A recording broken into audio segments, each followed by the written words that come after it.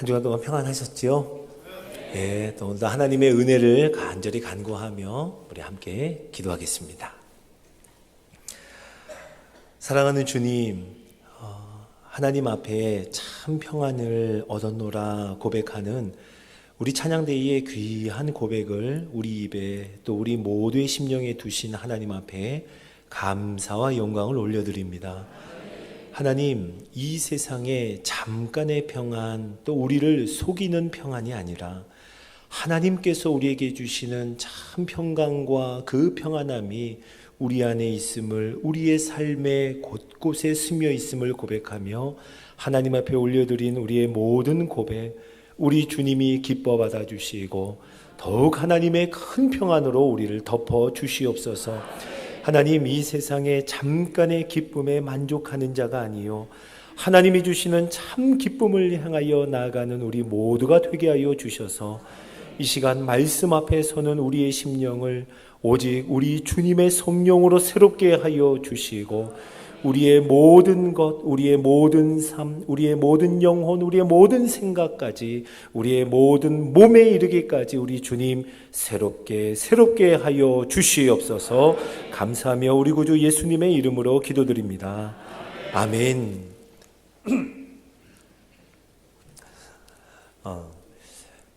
제가 어릴 적 저희 부모님께서 정말 큰 마음을 먹으시고 저희들을 뷔페 식당에 데리고 가셨어요. 그 당시만 해도 뷔페 식당이 많이 있지 않았었던 것으로 저는 기억합니다.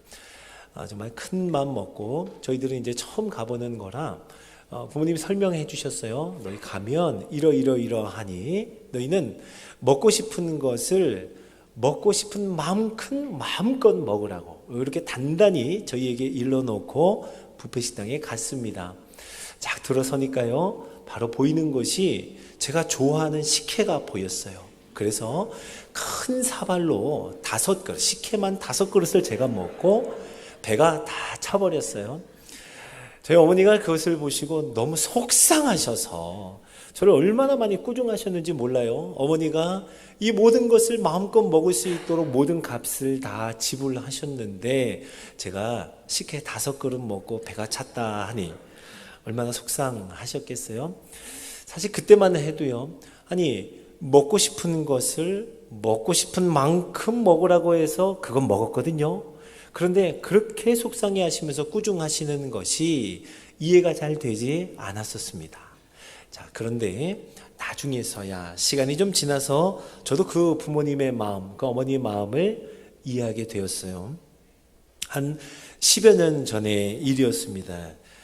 늘 이제 집에만 있는 저희 아이들에게 좀 미안한 마음이 있어서 유학생의 입장에서는 정말 큰 마음을 먹고 아이들을 데리고 한 놀이동산에 갔습니다.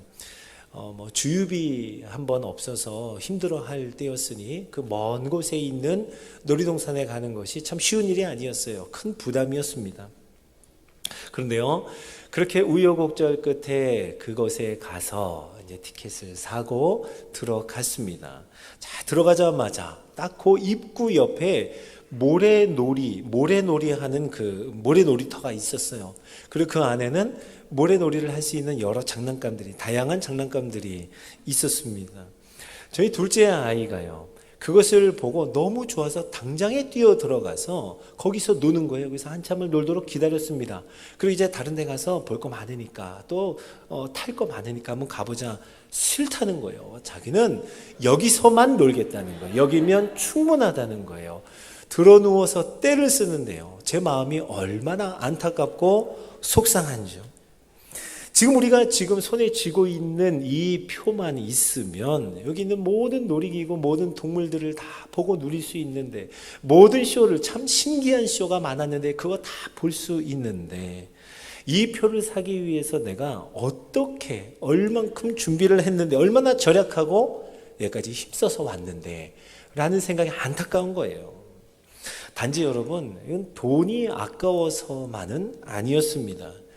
비교할 수 없는 흥분과 비교할 수 없는 기쁨이 그 안에 있었고, 그 모든 것을 보고 다 누릴 수 있는 그 값을 다 이미 지불을 했단 말이에요.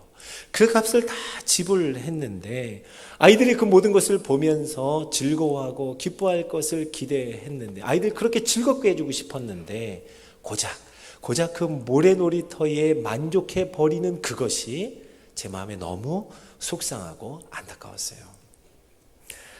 자, 사랑하는 성도 여러분, 저희 부모님이 식혜 5그릇으로 만족하던 저를 향해서 가졌던 그 안타까운 마음, 또 노래몰이면은 충분하다라고 하며 그 저희 아이들이 모래에 그냥 들어 누웠던 그것을 보면서 가졌던 제 안타까운 마음, 어쩌면 이것이 오늘 우리를 향한 주님의 마음이 아닐까 생각을 해봅니다.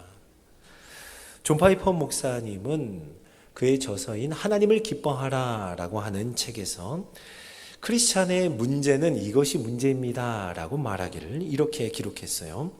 우리들의 문제는 덜 기쁜 것에 너무 쉽게 만족해버리는 것이 문제입니다. 덜 기쁜 것, 그것이면 족하다 하며 너무 쉽게 만족해버리고 거기에서 기쁨을 얻는다는 거예요. 그게 문제라는 겁니다. 이 정도면 충분하다고 그 자리에 들어 누워버리는 것, 이 정도면 됐다 하며 배가 찼다고 배를 두드리는 것, 이게 우리의 문제라는 겁니다. 오늘 말씀에서요, 사도 바울도 그랬습니다. 그랬던 사람이었어요.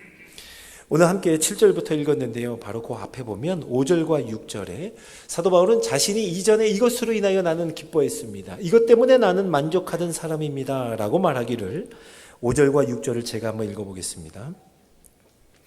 나는 8일 만에 할례를 받고 이스라엘 족속이요 베냐민 지파요 히브리인 중에 히브리인이요 율법으로는 바리새인이요 열심으로는 교회를 박해하고, 그리고 마지막에 이렇게 말하죠.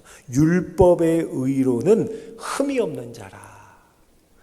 바울은요, 흠이 없는 것에 기뻐하고 흠이 없는 것으로 만족하던 사람이었어요. 난지 8일 만에 정식으로 할례도 받았어요. 베냐민 지파 히브리인 중에 히브리인 뿐만 아니라 율법을 최고로 잘 지킨다고 하는 바리새인이었습니다. 게다가 얼마나 열심히 충만하던지 교회를 박해하기에 이르렀죠. 사도 바울은 자신이 율법을, 하나님이 주신 율법을 오해했었노라고 고백합니다. 우리의 행위나 흠이 있는지 없는지 그 여부에 따라서 하나님이 사랑하시는가 그렇지 않은가가 결정되기라도 하는 것처럼 오해했었다는 거예요. 하나님의 사랑의 정도가 흠이 있고 없고에 따라 달라질 것이라 오해했다는 말입니다. 여러분 생각해 보세요. 부모가 자녀에게 더러운 것이 묻었다 해서 그 사랑의 정도가 덜할까요? 그리고 그것이 깨끗하게 씻어졌다고 해서 더 많이 사랑하게 될까요? 그 사랑의 정도가 달라지냐는 말입니다. 그럴 수 없죠. 더러운 것이 묻어있던 또는 깨끗하게 씻었든 부모의 자녀를 향한 사랑은 언제나 동일하다는 것. 여러분도 그렇게 동의하시죠? 마치 하나님 아버지의 사랑이 그 사랑하는 자녀들, 그의 백성들을 향하여 이와 같다는 거예요. 그리고 그 사랑을 경험했다면 이 율법을 지키라고 주셨던 사랑의 증표가 율법이었는데 마치 그것으로 하나님의 사랑의 정도를 더하는 것처럼 오해했었노라 사도 바울은 말합니다. 바울은 이렇게 자신이 덜 기쁜 것에, 완전하지 않은 것에, 잘못된 생각에 너무 쉽게 만족하며 성경의 표현대로라면 약간 유익한 것에 열심을 내고 인생을 걸었었다라고 말합니다. 오늘 7절은 우리가 함께 읽은 7절이죠. 이렇게 시작합니다. 그러나 무엇이든지 내게 유익하던 것을 내가 그리스도를 위하여 다 해로 여길 뿐더러 또한 모든 것을 해로 여기면 내 주 그리스도를 아는 지식이 가장 고상하기 때문이라. 아멘. 마치 이런 말이에요. 예를 들면 이렇습니다. 촛불을 켜놓고 내가 들고 있는 이 촛불이 다른 사람이 들고 있는 촛불보다 더 밝은 것 같은 거예요. 더 잘 타고 있어요. 그러면 그것이 나에게 기쁨이 되고 그것이 내게 만족이 되는 거예요. 그거로 충분한 거예요. 그런데 그렇게 들고 있었던 이 촛불을 들고 있는 자신 앞에 예수 그리스도께서 나타나신 것은 마치 촛불 앞에 태양과 같은 빛이 비추어진 것과 같다라고 말하고 있는 겁니다. 여러분, 촛불과 태양빛 비교가 됩니까? 비교할 수도 견줄 수도 없는 기쁨과 만족을 그때서야 보게 된 거예요. 알게 된 겁니다. 이제는 태양빛 앞에서 어느 촛불이 더 밝은지는 아무런 의미가 없어졌어요. 그것은 아무것도 아닌 것이 되었습니다. 오늘 사도 바울은 그것을 표현하고 있는 거예요. 내가 그리스도를 위하여 내게 유익하다 여기던 그것을 다 해로 여김은 내 주 예수 그리스도를 아는 지식이 가장 고상하기 때문이라. 여러분, 사도 바울은요, 유익하던 것을 해로운 것이라 합니다. 더 나아가 배설물이라고까지 말해요. 여러분, 사도 바울이 글을 함부로 쓰는 사람이 아닙니다. 매우 정교한 편지를 쓰고 글을 쓰며 한 단어 한 단어에 이르기까지 의미를 두고 쓰는 사람이 사도 바울이었어요. 그가 많이 고민하고 선택한 단어가 배설물이었습니다. 함부로 쓴 말이 아니에요. 마치 내가 유익하게 여겼던, 내가 기쁨의 이유로 여겼던 그것은 배설물, 해로운 것을 넘어서서 당장이라도 내게서 멀리해야 할, 치워버려야 할 냄새나는 것에 불과했다라고 말하고 있는 겁니다. 여러분, 그럴 것이 촛불을 들고 서로 누구 것이 더 밝은지 그거 비교하고 있으려니, 여러분, 햇빛이 비추는데 거기서 어떤 촛불이 더 밝은지 알 수가 있어요? 아니에요. 햇빛을 자꾸만 등지게 되는 거예요. 그래야 촛불이 더 밝아 보이기도 하고 다른 사람의 촛불과 더 비교할 수 있는 거예요. 아니, 등지다 못해 점점 더 어두운 곳으로 찾아가야만 그때서야 누구의 촛불이 더 밝은지 비교하고 경쟁할 수 있으니 말입니다. 사도 바울은 자신의 촛불이 더 밝은 것을 증명하기 위해서는 예수 그리스도의 그 밝은 빛을 떠나서 등지거나 어두운 곳을 찾아야만 했습니다. 그래서 사도 바울은 그것을 배설물과 같이 내게 오히려 해로운 것이라 고백하고 있죠. 사랑하는 여러분, 우리도 촛불과 같은, 그리고 모래놀이와 같은, 또는 고작 식혜 5그릇에 불과한 그러한 것들에 기뻐하고 만족하는 것은 아닌지 오늘 말씀을 대하며 우리의 자신을, 우리의 심령을 점검해 봐야겠습니다. 우리 기쁨과 만족의 기준이 내 손에 무엇을 쥐고 있는가, 그것이 얼마만큼인가, 그에 따라 우리가 기뻐하고 만족하는 이유가 된다면 여러분, 사도 바울이 이전에 그랬던 모습과 같다는 거예요. 여러분, 돈이 우리를 만족하게 할 수 있을까요? 성공, 명예, 소위 잘 되는 것, 요즘엔 안전하고 건강하면 다 됩니까? 여러분, 그렇지 않은 것을 우리가 잘 알죠. 그런데 그러한 것들이 우리의 기쁨의 근원이고 이유라고 생각하다 보니 우리의 삶에 기쁨보다는 짜증이 나고 화가 나는 거예요. 짜증나고 화가 나는 거, 좀 고상한 표현으로 하면, 성경의 표현이라면 마음이 상하게 되는 거예요. 마음이 상하다라고 하는 이 단어, 히브리어로는요 카짜르라고 하는 단어인데요, 마음이 짧아지다는 의미가 있어요. 우리말에는 그런 말은 없지만 참 우리 마음을 너무 잘 표현하는 단어 아닙니까? 마음이 짧아지는 거예요. 그러니까 조급해지는 거죠. 우리는 언제 기쁘고 언제 마음이 상해요? 내가 원하는 것이 내가 원하는 때에 이루어져야 기쁘죠. 반대로 내가 원하는 것이 내가 원하는 때에 이루어지지 않으면 우리는 마음이 상합니다. 그렇게 마음이 짧아지고 조급해질 수가 없어요. 좀 더 솔직하게 말하자면 우리는 최대한 많이, 아니 다른 사람보다는 많이, 그리고 최대한 빨리 다른 사람보다 먼저 얻는 것이 우리의 기쁨이라고, 만족이라고 말하는 삶 아니에요?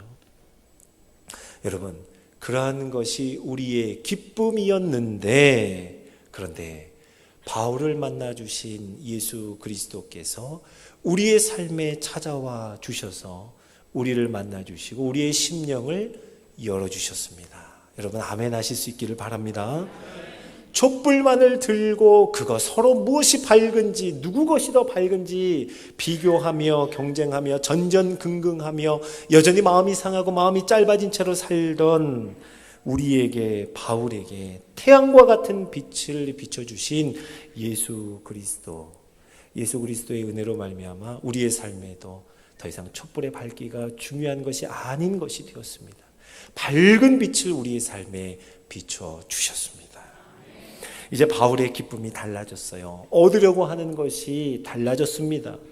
8절 하반절과 9절을 보세요. 내가 그를 위하여 모든 것을 버리고 배설물로 여김은 그리스도를 얻고 그 안에서 발견되려 함이니. 사도 바울은 이전에는 다른 것으로 자신을 발견했습니다.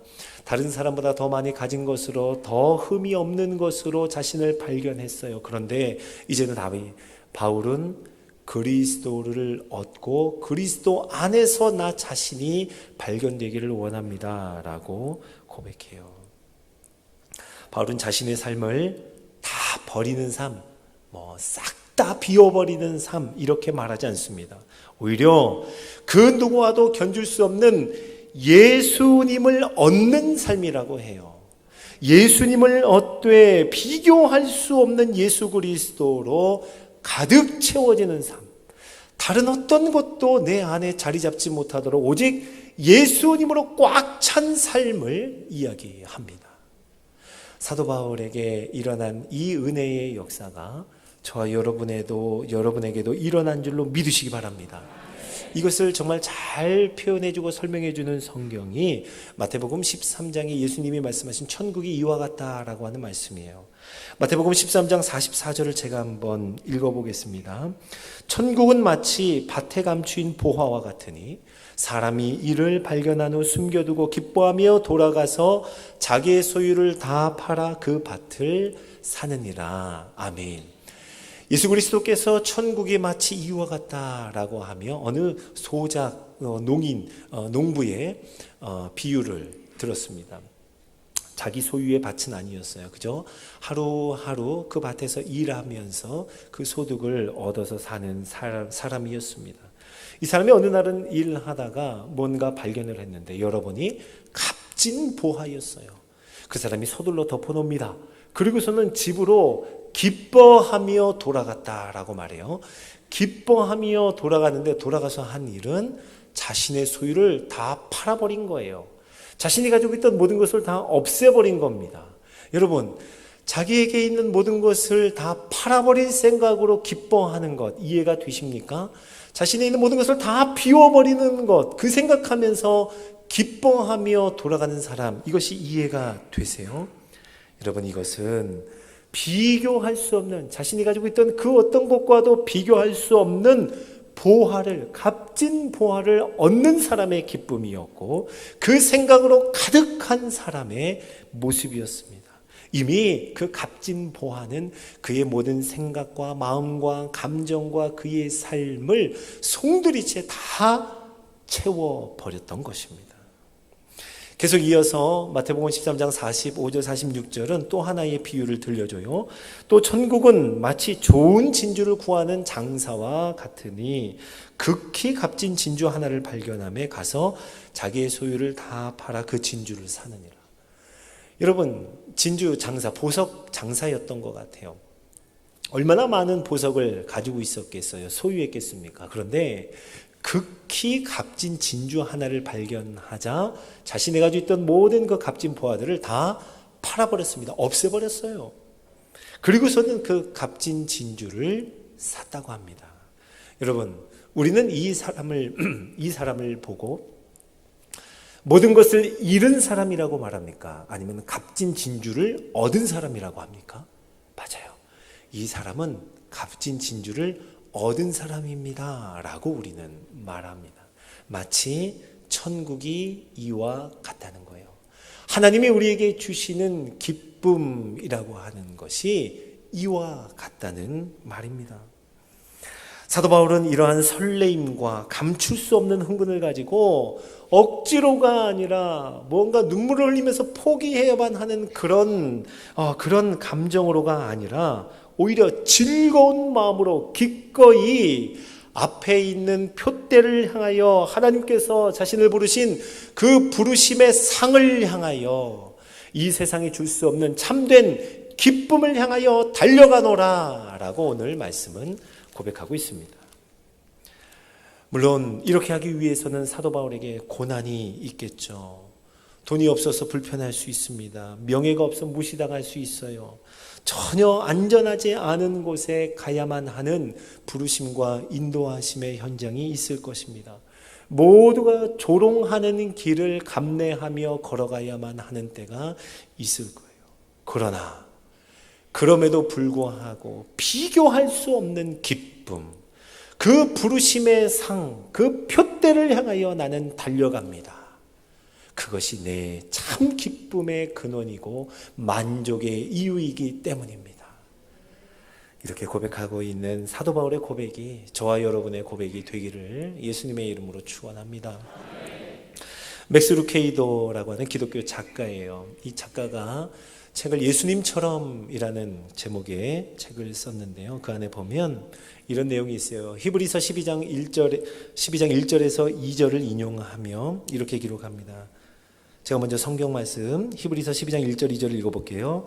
이러므로 우리에게 구름같이 둘러싼 허다한 증인들이 있으니 모든 무거운 것과 얽매이기 쉬운 죄를 벗어버리고 인내로서 우리 앞에 당한 경주를 하며 믿음의 주요 또 온전하게 하시는 이인 예수를 바라보자.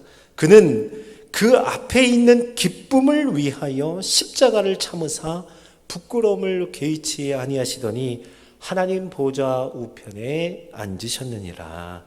아멘. 이 말씀을 인용하고는 그의 책이 이렇게 말해요. 잊지 마십시오. 천국은 예수님께 낯선 곳이 아닙니다. 예수님은 천국 생활을 먼저 하신 후에 지상 생활을 하신 유일한 분입니다. 여러분과 저는 신자로서 먼저 지상 시간을 보낸 뒤에 그리고 천국에서 살게 될 것이지만 예수님은 그와는 정반대였습니다. 그분은 이 땅에 오시기 전부터 천국을 잘 아셨습니다.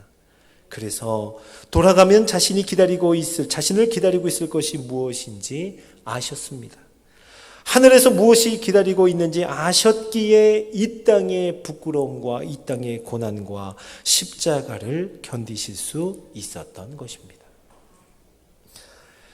사랑하는 성도 여러분, 예수님처럼이라고 하는 이 책 제목에서 말씀해 주듯이 저와 여러분을 하나님께서 택하시고 부르시고 이렇게 한자리에 모여 예배드리는 그 공동체로 묶어주셨을 때 우리도 마치 예수 그리스도께서 천국을 너무나 잘 아시기에 이 땅의 그 어떤 고통과 고난과 부끄러움도 감내하며 오히려 그것을 감내해야만 이 기쁨을, 참된 기쁨을 내 사랑하는 자녀들과 함께 누릴 것이라 여기며 십자가로 멈추지 않고 걸어가셨던 것처럼 우리도 이 땅을 살아가며 천국이 약속되어 있는 참된 기쁨이 너무나도 확실하게 주어지는 그 그리스도를 얻은 삶으로 함께 예수님처럼 살아가기를 우리에게 당부하고 있습니다. 말씀을 마치며 제가 마지막으로 한 예화를 좀 들려드릴게요. 미국의 풋볼 선수들이 훈련을 많이 하는 것이 있다 그래요. 저는 이 풋볼을 좀 가끔 보긴 했지만 아직도 참 익숙하지가 않습니다. 그 경기의 규칙이 어떻게 되는지 이런 거 잘 모르겠어요. 그런데 제가 그냥 보기에 아는 것은 선수들이 양 팀의 선수들이 각자의 엔드라인을 향하여서 계속해서 나아가는 것, 달리는 것, 그것을 향해서 온 팀이 힘을 합하는 것, 그것까지는 제가 알겠어요. 이 풋볼 선수들이요, 매일마다 매 순간마다 연습하는 것이 있는데 그것은 넘어지는 연습을 한다고 해요. 풋볼 경기를 보면 참 수도 없이 넘어지는 것을 많이 봅니다. 그렇게 뛰어가다가도 막는 사람 앞에서 꼼짝도 못하고 서야만 하고 거기에 주저앉아야 하고 한 발자국도 움직이지 못하고 그냥 거기에 쓰러져야 하는 순간이 참 많이 있는 것 같아요. 그런데 넘어질 때 풋볼 선수들의 원칙이 있다고 해요. 그것은 항상 넘어질 때 엔드라인을 향하여서 넘어진다고 합니다. 그 방향으로 넘어진다고 해요. 그리고 그것을 그렇게 많이 연습한다고 합니다. 이유는 이렇습니다. 물론 막히는 때가 있고 넘어질 때가 있지만 그때라도 그 방향을 향하여, 엔드라인을 향하여 넘어지면 내 몸뚱아리만큼이라도 앞으로 간다는 거예요. 그것을 위해서 수도 없이 넘어지는 연습을 한다고 합니다. 참 우리에게 시사하는, 우리에게 주는 의미가 참 큰 것 같아요.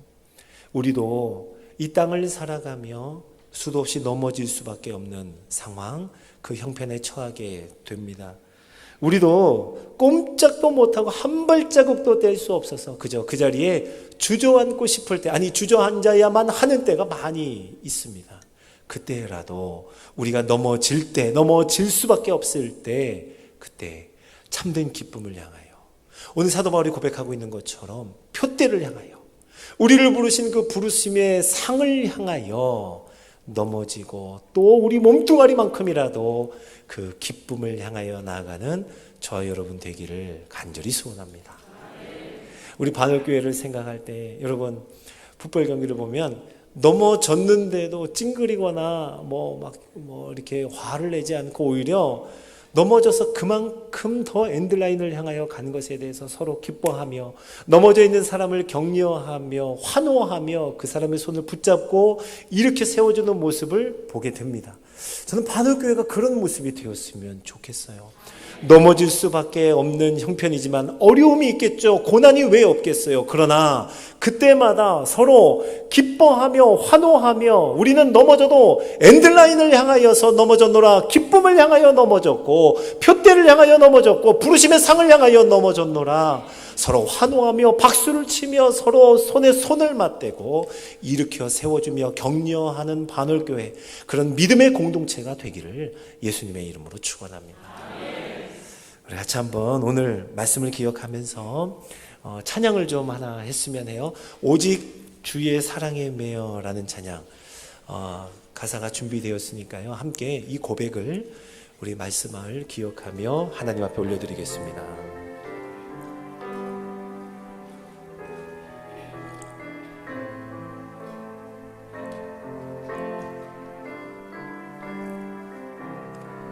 오직 주의 사랑에 매여 고백합니다. 내 영 기뻐 노래합니다. 내 언덕 기쁨의 땅에서 주께 사랑 드립니다.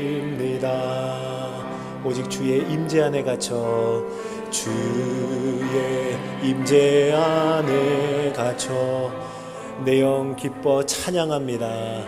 기뻐 찬양합니다.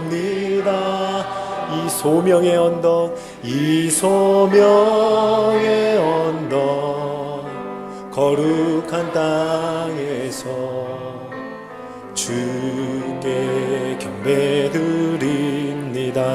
주께서 주신 모든 은혜, 주께서 주신 모든 은혜, 나는 말할 수 없네. 내 영혼 즐거이 주 따르렵니다. 주께 내 삶 드립니. 우리 한 번 더 찬양합니다. 오직 주의 사랑에 매여, 오직 주의 사랑에 매여 내 영 기뻐 노래합니다. 내 영 기뻐 노래합니다. 이 소망의 언덕, 이 소망의 기쁨의 땅에서, 기쁨의 땅에서 주께 사랑드립니다. 주께 사랑드리. 아멘 아멘. 오직 주의 임재 안에 갇혀, 오직 주의 임재 안에 갇혀 내 영 기뻐 찬양합니다. 내 영 기뻐 이 소명의 언덕, 이 소명의 거룩한 땅에서 거룩한 땅에 주께 경배드립니다. 아멘. 우리 손을 이렇게 들고 고백합니다. 주께서 주신 모든 은혜, 주께서 주신 모든 은혜, 나는 말할 수 없네, 나는 말할 수 없네. 내 영혼 즐거이 아멘 주 따르렵니다. 주께 내 삶들입니다. 내 삶들이 주께서 주신 모든 은혜, 나는 말할 수 없네. 서 주신 모든 은혜, 나는 말할 수 없네. 내 영혼 즐거이, 내 영혼 즐거이 주 따르렵니다. 주께 내 삶들이, 내 영혼 즐거이 주 따르렵니다. 내 영혼 즐거이 주 따르렵니다. 주께 내 삶들입니다.